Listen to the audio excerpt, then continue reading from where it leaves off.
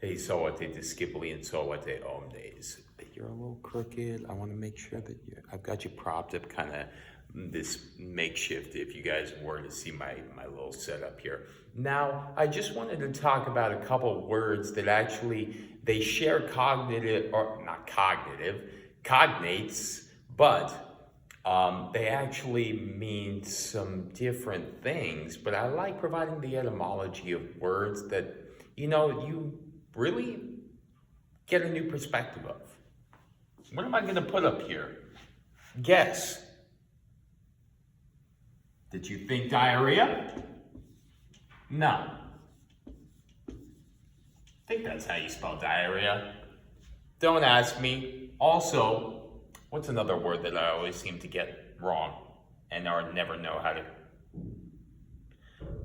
I was talking to somebody about it and now I forget. Anyways, diarrhea. Dia plus rhea.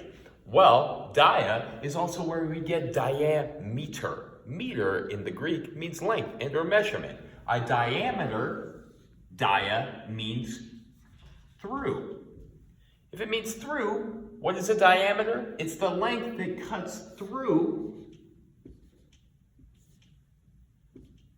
I don't know why I did two. That, and then half of that would be a radius. And then around it would be the circum, around. Pharaoh means to carry. So this would be what's carried around the circle. Now, we're not talking about math etymology. We're talking about diarrhea, something that comes out of your behind. But also, that's not actually what it pertains to.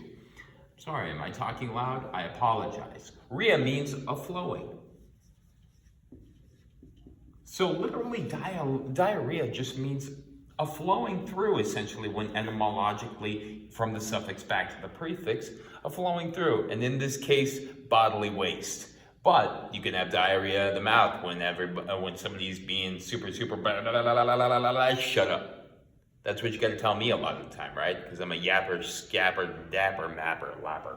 Anyways, what's another one? Well, I was thinking about it. Have you ever heard of the term Amenorrhea?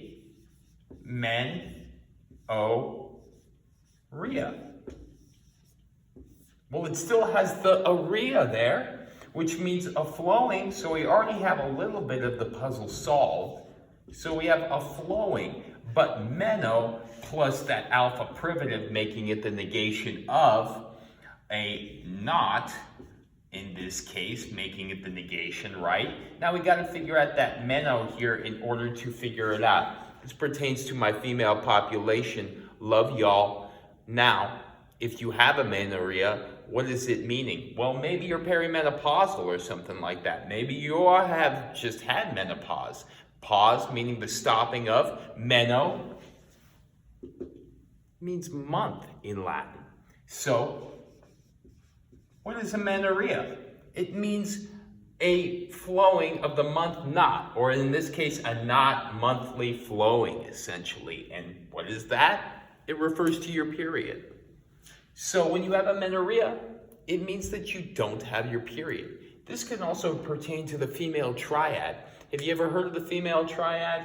I forget all of the deals with the female triad, but really it just, it's like amenorrhea, I don't know, it's like anorexia and something like that, because if you guys didn't know, a lot of female athletes, people that really train hard, also women that have very, very lean body types, tend to a lot of the time not produce their periods because you need an adequate amount of adipose tissue in order to have a healthy hormonal system and balance. Same thing with guys. Bodybuilders, they get down to really real peeled down lean body types and body percentages, they can't get their dicks up. Sorry, I'm just gonna be straight up about it. I knew guys that dealt with this a lot of the time, and then I have my own issues with the bodybuilding deal because I saw it, especially when I was in Utah. It's weird. Mormons seem to be either morbidly obese because they tend to drink sodas all day, all night, on the reg, or they're terribly vain and super the amount of airbrush photos that I saw in Utah and knew immediately that they were Mormon. Sorry, I'm not trying to out you Mormons because I have a lot of Mormon friends. Unfortunately, all the Mormon friends were actually Mormons that grew up outside of Utah, because the culture that is embedded in Utah perpetuates a really toxic culture of Mormonism that really isn't real life, right? You have to understand that you have to assimilate into cultures, and that not everybody is Mormon. The world is not Mormonism. It's not Latter-day Saints. And that's why my friends that grew up outside, really great people, also my most well-behaved students ever, Mormon kids, love you guys. You guys were always the best.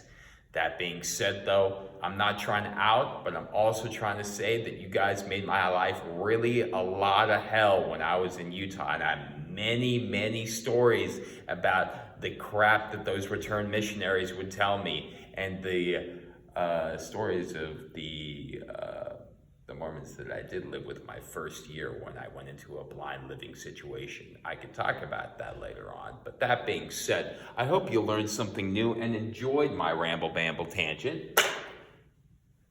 Boom. Tempest to Skederay.